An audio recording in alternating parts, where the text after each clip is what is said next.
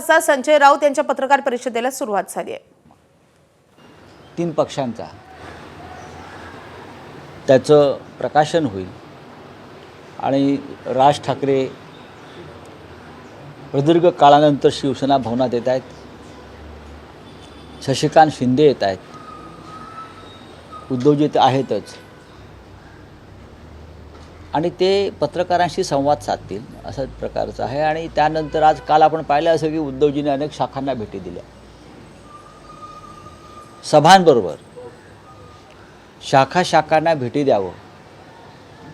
मग शिवसेना असेल किंवा मनसेच्या शाखा असतील, त्यांना भेटी देऊन कार्यकर्त्यामध्ये उत्साह निर्माण करावा। शाखा भेटी ही एक छोटी सभाच असते। तर माननीय उद्धवजी आणि राज्य या दोघांनीही हे ठरवलं आहे की जसा वेळ मिळेल सभा आणि दौऱ्यांतून त्यानुसार मुंबईतील शाखांना भेटी द्यायच्या।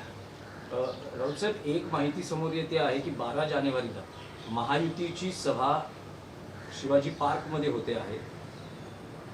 ठाकरे बंधूंच्या सभेचं काही नियोजन आहे का? कारण आम्ही खरं म्हणजे 11 तारीख मागितली होती रविवारी, पण जसं बिनविरोधचा घोटाळा आहे, ज्याच्या आधी ससा तो पारधी सत्ता आहे, त्याच्यामुळे आता तारखांचे काय घोळ पालिका प्रशासन, नगरविकास प्रशासन त्यांच्या हातामध्ये आहे। पण आमच्या लोकांनी मग मनसेतर्फे असेल किंवा शिवसेनेतर्फे असतील 11 आणि 12 या दोन्ही दिवशी आम्ही मागणी केलेली आहे शिवतीर्थ। पण आम्हाला खात्री आहे 11 किंवा 12, शक्यतो 12 या दिवशी आम्हाला सभेची परवानगी मिळू शकते। सर, जी 12 जानेवारी ही तारीख महायुतीच्या सभेसाठी नाही, हे त्यांचे प्रयत्न सुरू आहेत की आमची मुंबईमध्ये शिवतीर्थावर सभा होऊ नये, हा एक रडीचा डाव त्यांचा टाकण्याचा प्रयत्न सुरू आहे। त्यासाठी त्यांनी जी मागणी करतो आपण की आम्हाला हे मैदान मिळावं, त्यात तारखांचे सुद्धा घोळ केलेले आहेत। त्यांच्या हातात सरकार आहे ना। राऊतसाहेब, प्रश्न हा आहे की समजा जर 12 तारखेला महायुती सभा होणार असेल तर मग ठाकरे बंधूंची संयुक्त सभा होईल ना। एवढी मोठी मुंबई आमची आहे, ती मुंबई काय महायुतीच्या बापाची आहे, बापजाद्यांची आहे का? उपऱ्यांची आहे का? भ्रष्टाचारांची आहे का? मुंबईवर गेल्या 60 वर्षापासून ठाकरेंचंच राज्य आहे, शिवसेनेचंच राज्य आहे जवळजवळ, बाळासाहेब ठाकरेंपासून आतापर्यंत एवढी मोठी मुंबई आहे। पण शिवतीर्थाला एक महत्त्व आहे, नक्कीच शिवतीर्थाला एक महत्त्व आहे। आणि त्याच्यामुळेच हे महायुतीचे मुंगळे बरं का, जे सत्तेच्या गुळाला चिटकून बसलेले आहेत, त्यांचा तो प्रयत्न आणि डावपेच सुरू आहेत की आम्हाला शिवतीर्थावर सभा घेता येऊ नये। पण आम्ही कायद्याच्या चौकटीत राहून मागणी केलेली आहे आणि त्या संदर्भात निर्णय येईल। राऊतसाहेब, मुंबईतील ठाकरे बंधूंच्या युतीच्या उमेदवारांचं सगळं आपण एकूण समीकरण बघितलं तर संपूर्ण मुंबईत आश्चर्य व्यक्त होतं आहे की जे किरीट सोमय्या, जे उद्धव ठाकरेंचे, संजय राऊतांचे, शिवसेना उभाटाचे कट्टर विरोधक, महाराष्ट्राचे कट्टर विरोधक म्हणून बघितले जातात, किरीट सोमय्या हे महाराष्ट्राचे कट्टर विरोधक। किरीट सोमय्या यांच्या समोर शिवसेने उभाटानं उमेदवार दिलेला नाही, एनसीपीला ही जागा सोडली, एनसीपीचा अर्जही बाद ठरलेला। अशा वेळेस नील सोमय्या हे आता तसे बिनविरोध आपल्याकडे तशी माहिती फार कमी आहे। मुळात किरीट सोमय्या हे फक्त शिवसेनेचे किंवा आमचे शत्रू नसून ते महाराष्ट्राचे शत्रू आहेत। ते महाराष्ट्राचे शत्रू आहेत पूर्णपणे। ते महाराष्ट्र द्वेष्टे आहेत, मराठी द्वेष्टे आहेत। आणि अशा महाराष्ट्राच्या दुश्मनांना निवडणुकीच्या रिंगणात भाजप आणत असेल तर भारतीय जनता पक्षाचे मनसुबे स्पष्ट होत आहेत। किरीट सोमय्यांची आतापर्यंतच्या सगळ्या भूमिका या महाराष्ट्र विरोधी आहेत। त्यांनी शालेय शिक्षणामध्ये मराठीलाही विरोध केला होता, मराठी सक्तीला, लक्षात घ्या। त्यासाठी ते उषा मेहतांबरोबर कोर्टात गेले होते। इथून सुरुवात करा। महाराष्ट्रातले अनेक मराठी उद्योजक, मराठी राजकारणी यांच्या विरोधात त्याने अमित शहांच्या सांगण्यावरून मोहीम उघडली। त्यातून आम्ही बाहेर पडलो सगळे। आणि भारतीय जनता पक्षात हे सगळे भ्रष्टाचारी गेल्यावरती किरीट सोमय्याचं तोंड शिवलं गेलं. आता प्रश्न वॉर्ड क्रमांक 107 बरोबर, मुलुंडचा वॉर्ड क्रमांक 107 जिथे तुम्ही हा प्रश्न विचारलात, जागा वाटपात त्या जागेचा आग्रह आणि हट्ट हा राष्ट्रवादी काँग्रेस शरद पवार यांनी केला. आम्ही त्यांना सांगितलं की ती जागा अत्यंत नाजूक आहे, आम्हाला ती लढणं गरजेचं आहे, पण आमच्याकडे चांगले उमेदवार आहेत, आपण सगळे मिळून ती जागा जिंकू. मग शेवटी नाईलाजानं आम्ही ती जागा त्यांच्याकडे दिली, त्यांच्या कोणी कार्यकर्त्याला त्यांना उमेदवारी दिली. पण आम्ही सगळ्यांनी ठरवलं की राष्ट्रवादी काँग्रेसच्या उमेदवाराच्या मागे आपण उभं राहायचं. पण नेहमीप्रमाणे जो बिनविरोध घोटाळा झाला त्यात 107 वॉर्डसुद्धा त्या घोटाळ्यात सामील झाला. आता त्यानंतर हे मुलुंडचे नागडे पोपटलाल बिनविरोध बिनविरोध बिनविरोध माझ्याविरुद्ध कोणी नाही असे नाचायला लागले.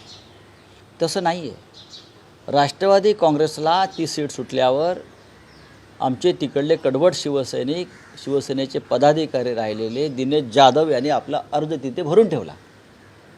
त्यांना भीती होती की काहीतरी गडबड होऊ शकते आणि त्यांचा अर्ज कायम आहे.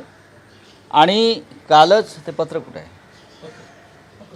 कालच माननीय शिवसेना पक्षप्रमुख उद्धव ठाकरे यांनी दिनेश जाधव हे अधिकृतपणे शिवसेना पुरस्कृत उमेदवार आहेत हे पत्र काल दिलेलं आहे.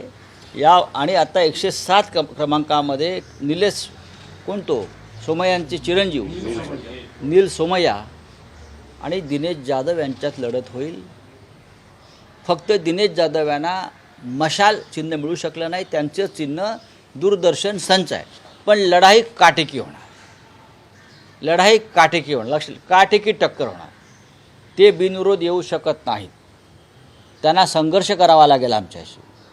आणि आम्हाला खात्री आहे की सगळे महाराष्ट्र हा आपलं राज्य मुंबई माझी म्हणणारे सर्व भाषिक या महाराष्ट्र देशाविरुद्ध एक होतील आणि दिनेश जाधव यांचा विजय होईल याच्याविषयी आमच्या मनात शंका नाही. अजित पवारांना घेऊन पश्चाताप होत असल्याचं रवींद्र चव्हाण म्हणत आहेत. अजित पवारांना घेण्यापूर्वी आणि देवेंद्र फडणवीसांना विचार करा म्हणून सांगितलं होतं, असं देखील कालच्या नाही, एकनाथ शिंदेना घेतल्यामुळे पण भाजपला पश्चाताप झाला आहे.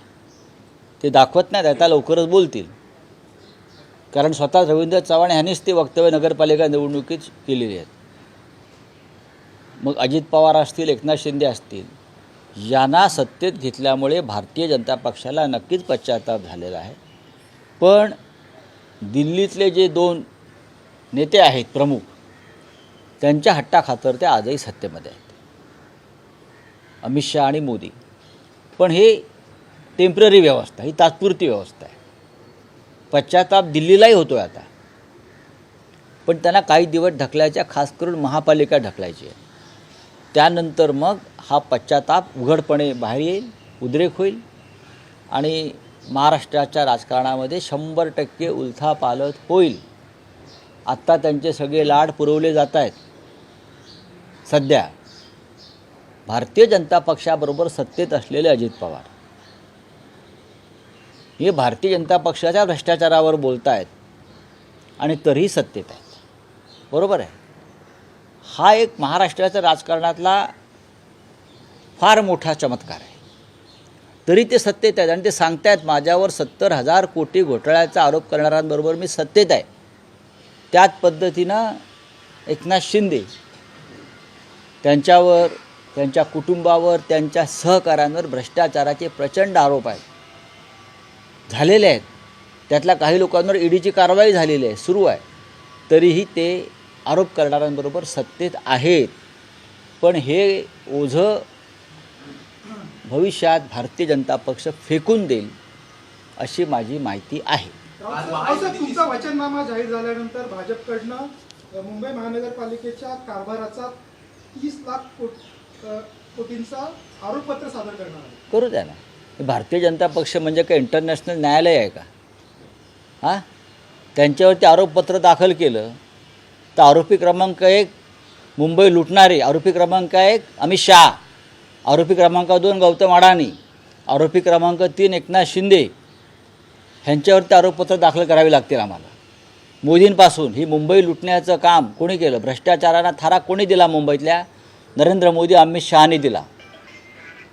आम्हाला काय तुम्ही सांगताय? काल महायुतीची सभा झाली त्या सभेमध्ये एकनाथ शिंदे एबीपी माझा, उघडा डोळे बघा नीट.